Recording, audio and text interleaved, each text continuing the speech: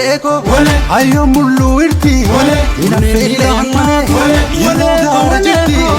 ina garre male ayo mullu irti ina jecha male dafa garjti ina garre male dadaba fan karra jecha male dafa galla kasha kasha lolle wale